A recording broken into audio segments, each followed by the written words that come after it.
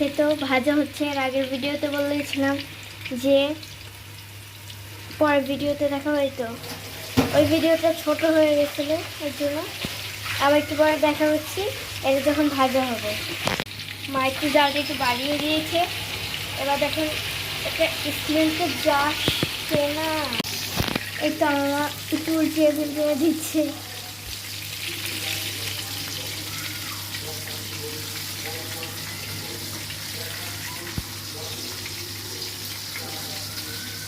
এটা একটু করা হলে তো উঠে নেবে। এর তো চিকেন হচ্ছে, হ্যাঁ পুরোটা হয় আমার আপনাদের সাথে দেখা হয়েছে।